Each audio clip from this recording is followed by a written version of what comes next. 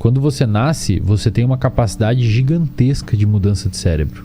E quando você nasce, o seu cérebro tem mais capacidade de mudança por conta da demanda. Você tem que aprender muita coisa nova. Certo. O paciente com TDAH, ele tem... Primeiro, não é que ele tem necessariamente pouca atenção. Você tem esses sintomas, procura um diagnóstico. Não tente se diagnosticar aqui pelo podcast, tá? Mas procura um profissional para fazer um diagnóstico. Então, Wesley, o lance das redes sociais, você está colocando um cenário meio apocalíptico aí, uma coisa meio triste, que a humanidade está desembocando por uma imbecilidade. Tem até um filme, né, que é Idiocracy, né? Alguma coisa assim. Cara, já me falaram várias vezes cara, esse filme, não assisti ainda, cara. Mas já me o cara vai pro futuro e a galera toda é cretina, burra. Ou então mesmo no Wall-E, né? Aquele desenho que é o da Pixar. Que você tem aquela sociedade onde todo mundo é gordo, todo mundo parado e comida pra caramba e não sei o quê. Você falou dos problemas e a gente podia tentar falar das soluções, né? Dos caminhos. Você falou algumas já de estimular, né? A esses pequenos estresses. Mas e o lance da atenção que dá a impressão que todo mundo tem TDAH. Porque transtorno de déficit de atenção e hiperatividade. Porque tem muita coisa te chamando atenção, né? Tudo é colorido, tudo é gostoso, tudo é... Isso é interessante. Pensa assim, ó. Eu vou tentar dar uma resposta mais completa. O seu cérebro, quando você nasce, o seu cérebro, ele é como se fosse uma massinha de modelar, bem molinha. Pensa assim, quanto tempo você levou pra aprender a caminhar, cara? 1 ano e pouco? 2? A gente... É isso aí que a criança leva pra caminhar, né? Por aí. 1 ano e meio, 2, né? Pensa quanto tempo você leva 1 ano e meio pra aprender a botar um pé na frente do outro. Por que você leva 1 ano e meio pra caminhar? Porque é muito difícil caminhar. Por mais que não pareça, mas é um comportamento muito complexo. Distribuição de peso... Saber botar o equilíbrio, não botar o pé torto. Depois, com o tempo, seu cérebro automatiza esse processo e você cria um padrão motor que você caminha sem pensar que precisa caminhar. Mas no início é custoso. Eu sei que eu comecei falando num negócio nada a ver, mas eu vou chegar no TDAH, tá? Só preciso contextualizar antes para as pessoas entenderem. Dirigir a mesma coisa. Dirigir a mesma coisa. Mas olha que interessante. O cérebro de uma criança, digamos que a gente vai plotar num gráfico. Vamos imaginar o cérebro, uma linha num gráfico, desde o nascimento até a morte de uma pessoa. Vamos botar uma linha num gráfico referente à capacidade que o cérebro tem de se alterar frente a novas experiências. A gente chama isso de neuroplasticidade. Arranja papel pra gente aí, por favor. Dá pra fazer aí? Cara, irmão, isso daí vai ser legal, hein, cara. Isso aí vai ser bacana. Os papéis coloridos tem aí? Isso aqui vai ser bom, hein? Porque a gente vai fazendo esse gráfico. Daí pega ali? Pega uma câmera aqui em cima. Corta aqui, olha. Tem essa câmerazinha aqui. Legal. Valeu, menino. Legal, da hora. Pega um clarinho aí. Legal, velho. Maneiro. Boa. Ó, pensa assim, ó.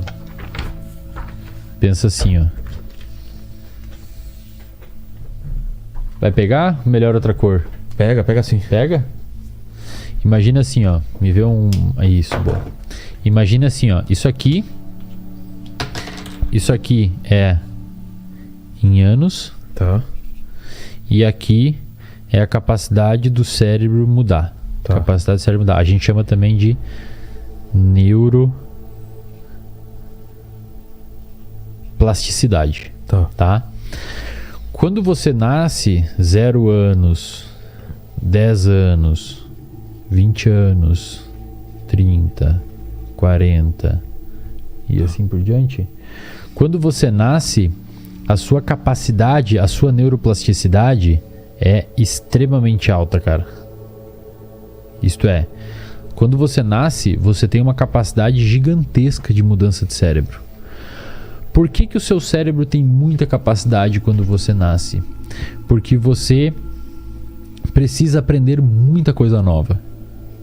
Você precisa aprender a caminhar, você precisa aprender as texturas dos objetos, você precisa aprender cores. Engolir, mastigar. Engolir o rosto do seu pai, o rosto da sua mãe, sons. O seu cérebro está sendo bombardeado, velho, por vários estímulos. E quando você nasce, o seu cérebro tem mais capacidade de mudança por conta da demanda. Você tem que aprender muita coisa nova. Certo. Tanto é que ele é tão plástico que se você privar um olho de receber estímulos visuais, atrofia uma parte do cérebro envolvida com detectar luz. Ah, é? É porque você precisa estimular. É por isso que para uma criança, objetos, tocar, cores, é extremamente importante, cara. Extremamente importante. Com o passar do tempo, isso começa a cair. Tá. Então, a habilidade do seu cérebro de mudança começa a decair com o passar do tempo. Me vê o outro ali. Que pode ser um. Será que. Acho que é azul, não, rosinha aí, ó. Isso. Tá. Em contrapartida, quanto menor é quanto mais a capacidade do seu cérebro de mudança diminui, mais esforço você começa a ter para mudar o seu cérebro. Tá. Então isso aqui é o esforço. Esforço para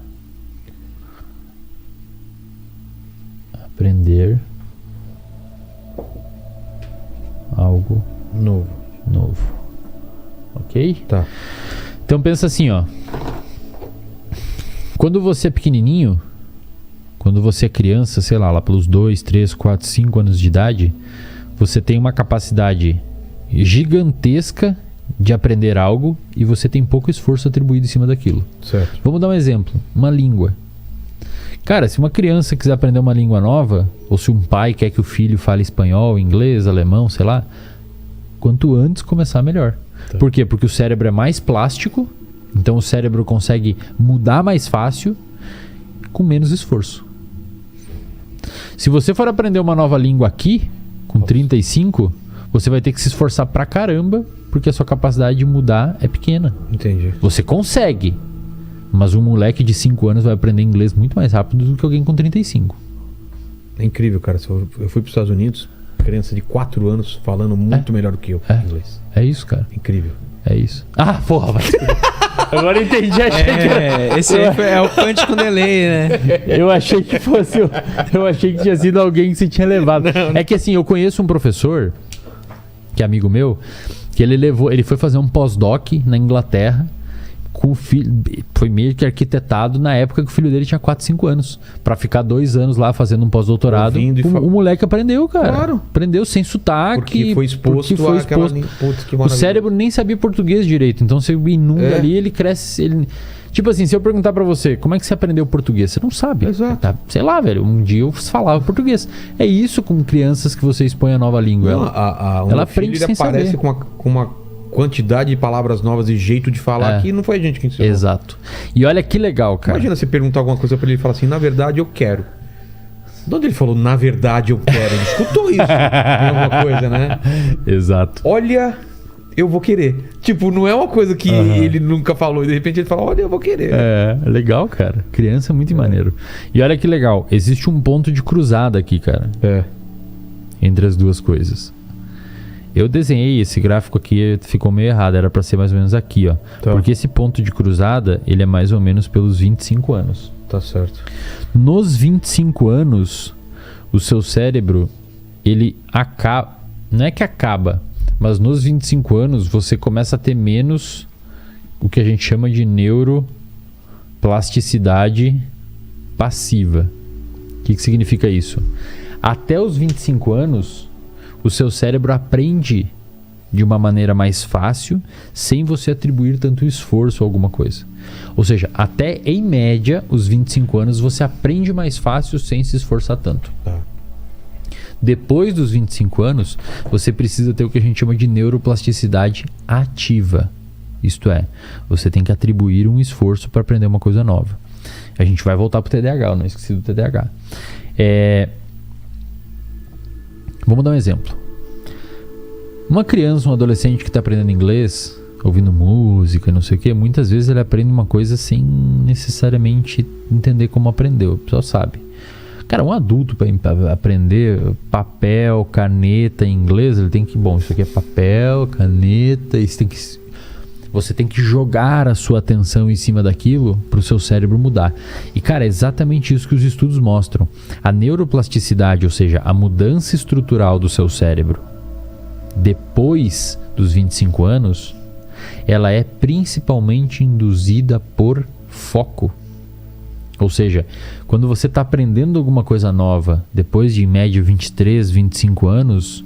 que digamos que encerra esse ciclo de neuroplasticidade passiva, quanto mais foco e esforço você atribuir em cima daquela tarefa, esforço cognitivo, mais o seu cérebro vai mudar via foco e vai reorganizar os grupamentos de célula, que a gente chama de neuroplasticidade, e vai armazenar aquela informação. Tá? O TDAH, dentro desse contexto, o TDAH é um transtorno que a gente chama de transtorno do neurodesenvolvimento. Transtorno do neurodesenvolvimento significa o quê? Que o paciente com TDAH, ele tem um desenvolvimento cerebral diferente de um paciente sem TDAH. Posso fazer outro aqui? Claro. Posso fazer outro aqui? Uma das... Imagina que assim, ó, isso aqui vai ser bacana, cara. Imagina que você tem um cérebro aqui, tá? Isso aqui é um cérebro, tá? Aqui, no caso, estariam os seus olhos. Um balão de... aqui estariam os seus olhos. Meio feio o cérebro, mas vocês entenderam. Dá pra pegar aí, diretor? Dá? Então aqui você tem o cérebro. Diretor. Como é que... Não dá pra dar muita moral. O estagiário tá pegando aí o negócio? Tá bonitinho. Tá bonitinho. Legal. Uma região do seu cérebro especialmente afetada no paciente com TDAH é essa região aqui da frente, que a gente chama de córtex pré-frontal. A região do córtex pré-frontal é uma região muito envolvida com atenção, controle do comportamento, projeção de futuro, e uma das principais coisas que o córtex pré-frontal faz é sustentar uma atenção motivada por um período um pouco mais longo em uma determinada tarefa. Exatamente o que o paciente com TDAH muitas vezes não consegue fazer. Ou seja, o paciente com TDAH, ele olha isso daqui, ele começa a ler um livro, e aí logo depois ele sai daquele livro, vai tomar um café, liga para não sei quem, fala no WhatsApp, vai no TikTok. Quando vê, passa horas e ele volta a fazer a tarefa porque ele lembrou que tinha que fazer a tarefa. Então pensa assim comigo. O paciente com TDAH, ele tem... Primeiro, não é que ele tem necessariamente pouca atenção. Ele tem muita atenção em muitas coisas. Então, se o paciente TDAH está aqui falando com nós e bate uma porta, passa um carro, dá um barulho lá fora, ele joga a atenção para lá. É quase como se o sistema atencional dele, ou o sistema gerenciador de atenção dele, estivesse furado. E em vez de bloquear coisas paralelas, ele pega essas coisas paralelas. Vaza. Então, poderia dizer até que ele tem muita atenção e não pouca atenção. Exato. Ele tem uma dificuldade de canalizar a atenção para um lugar. Por quê? Essa canalização da atenção para um lugar, ela depende de um pouquinho de motivação. Então você tem que sustentar minimamente a motivação numa tarefa para você conseguir não deixar a sua atenção fugir. Então imagina que você começa a ler um livro. E aí acontece alguma coisa, o seu celular brilhou ou vibrou, e você está lendo o livro. Cara, para você não sair daqui e ver o que aconteceu, você tem que ter um pouquinho de motivação para olhar e ficar lendo o livro. Isso quem faz é o córtex pré-frontal. Por quê? Volta aqui, diretor, para mim aqui. Porque você tem um núcleo aqui, ó, chamado de uma área aqui chamada de área tegmentar ventral. Essa área tegmentar ventral, dela saem neurônios produtores de um neurotransmissor que a gente chama de dopamina. Tá. E esses neurônios ascendem até o seu córtex pré-frontal. Cara, eu nunca vi isso aqui sendo falado na internet brasileira, cara. Vai ficar bem legal, a galera vai curtir. Exclusivo.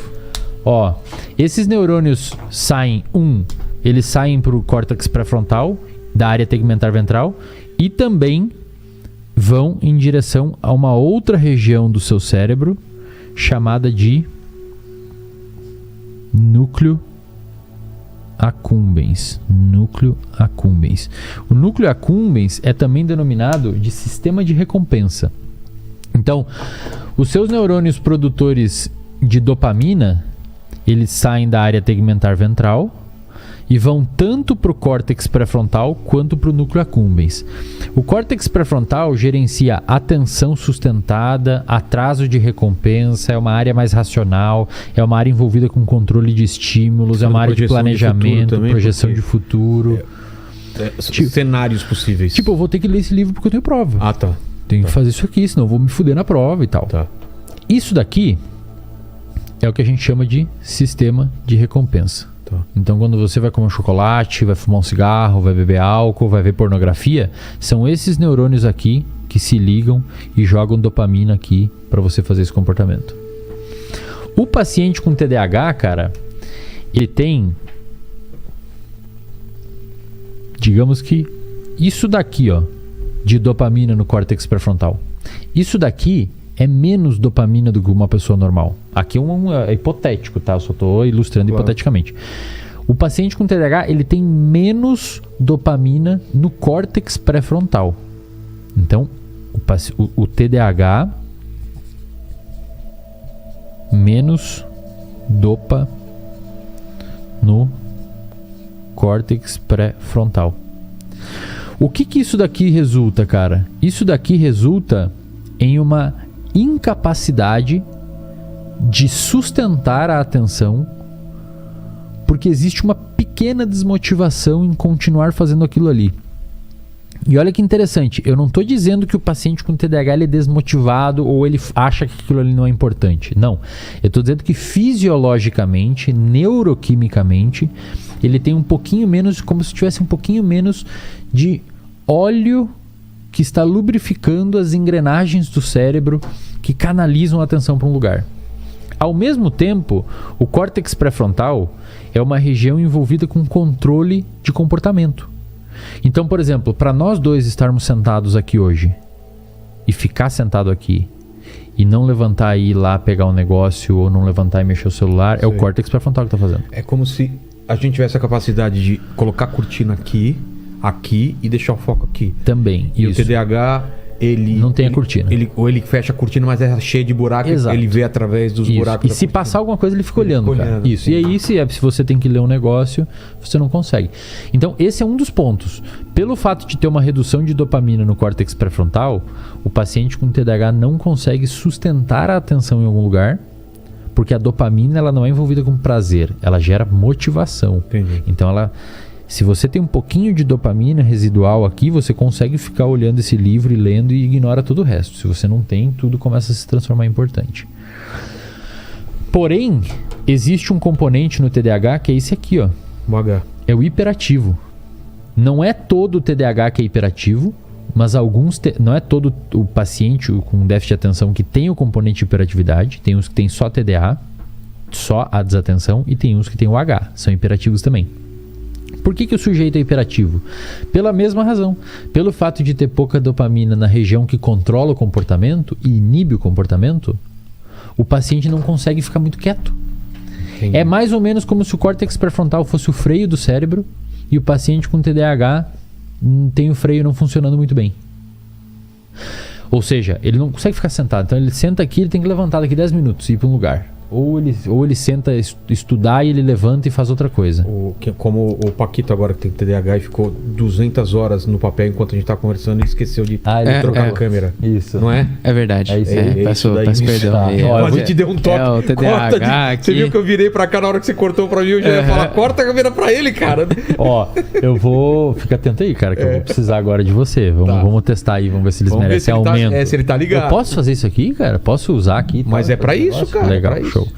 Quando você pega um paciente com um medicamento, bota aqui no papel. Quando você pega um paciente com TDAH que toma um medicamento para TDAH, como por exemplo Venvanse, Ritalina, medicamentos que são prescritos para pacientes com TDAH, você pega isso daqui, ó, e você faz isso, ó. Você aumenta a dopamina? Você aumenta a dopamina. Aí você vai falar, pô, Wesley, mas cocaína também aumenta a dopamina, cara. Pois é, mas cocaína aumenta aqui. Ah, tá. Não é o interessante. Ele aumenta você aqui. Precisa aqui no córtex pré-frontal. E aí você tem uma estrutura medicamentosa e uma farmacocinética do medicamento que faz ele liberar aqui.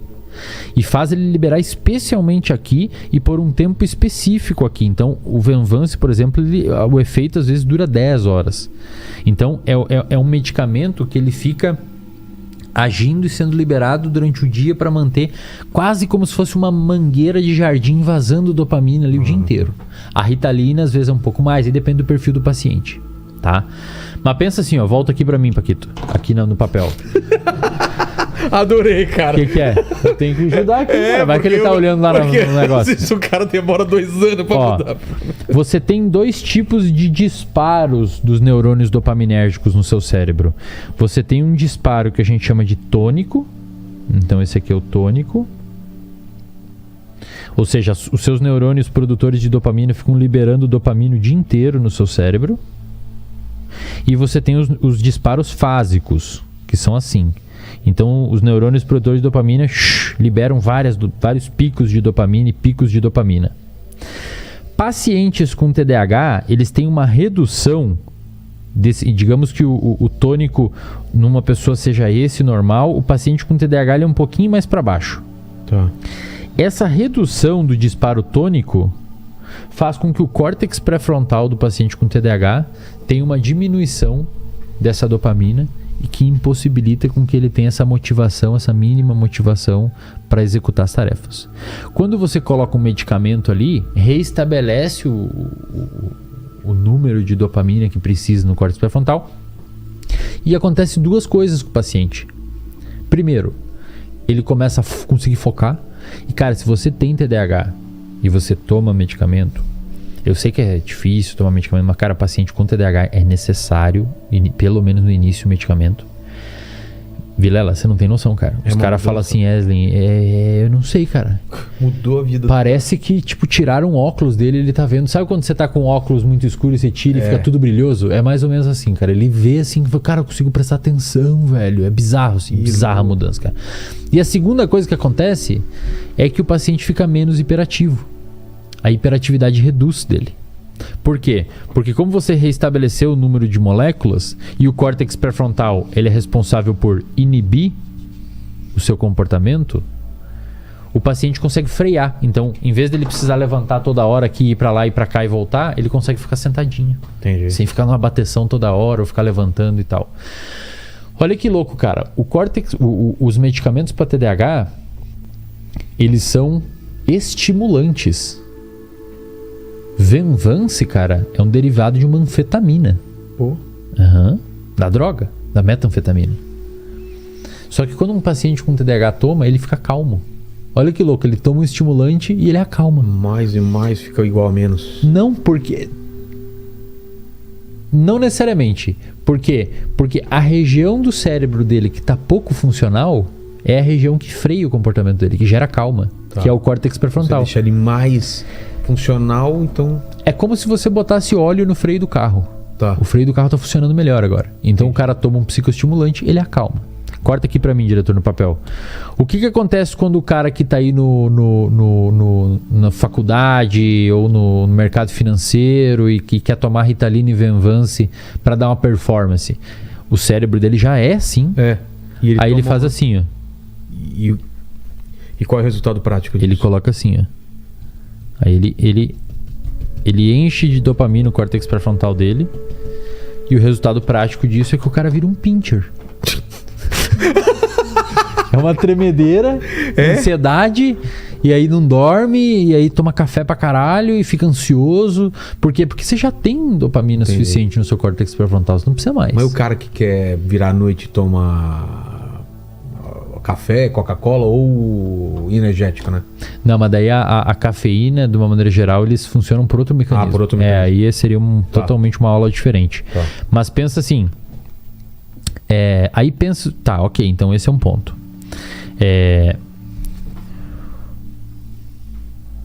Imagina agora Bom, primeiro, o paciente com TDAH, ele é então um paciente é um transtorno do neurodesenvolvimento. O paciente, ele nasce com aquilo, tá? Com essa deficiência em dopamina tônica. Isso gera uma série de problemas, etc, etc. Mas aí muitas pessoas me mandam assim, cara, tá aumentando o número de diagnóstico de TDAH, como é que tá e tal, não sei o que. Tá aumentando o número de pessoas com TDAH. Eu não sei se está aumentando o número de pessoas, mas está mais evidenciado por conta da nossa sociedade atual ser multitarefas. Então você, por exemplo, talvez, sei lá, o pai de alguém tinha TDAH, mas pelo fato do cara ter um mercadinho e a vida dele ser relativamente pacata, não no sentido pejorativo, mas não ter tantas funções, cara, às vezes pode ser que não era um problema para ele a desatenção.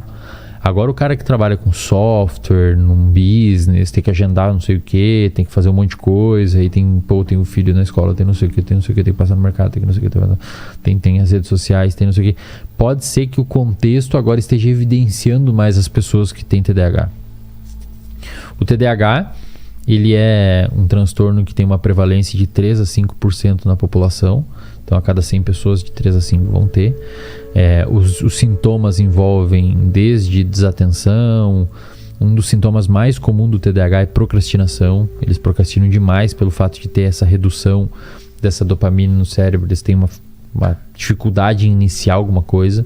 Às vezes, eles são muito bons em algumas coisas e não conseguem fazer as outras. Porque assim, volta aqui pro desenho. Quando o paciente tem pouca dopamina nessa região, muitas vezes essa redução de dopamina faz o paciente com TDAH querer buscar outras fontes de dopamina. E uma das fontes que muitas vezes esses pacientes encontram são substâncias. Então o índice de pessoas que fumam, que tem TDAH, é enorme, cara. TDAH, uso de álcool, uso de droga, problema com comida. Chocolate também. Chocolate, são mais impulsivos, né? São pessoas mais impulsivas. Algumas pessoas conseguem encontrar isso em comportamento. E aí a pessoa desenvolve o que a gente chama de hiperfoco. A pessoa fica extremamente focada num comportamento porque aquele comportamento dá para ela dopamina faltante. Um TDAH muito conhecido é o Michael Phelps. Ah, é? Ele falou que a água acalmava ele. Então é quase como se a água fosse a substância dele. E ele meio que viciou em fazer aquilo. Ele foi calmíssimo. E aí aconteceu isso. Virou um nadador olímpico, talvez o maior de todos os tempos. Mas assim, se você tem esses sintomas, procura um diagnóstico. Não tente se diagnosticar aqui pelo podcast, tá? Mas procura um profissional para fazer um diagnóstico, porque é importante e muitas vezes, cara, você procurando ajuda, você pode desvendar um problemão na sua vida que vai resolver demais.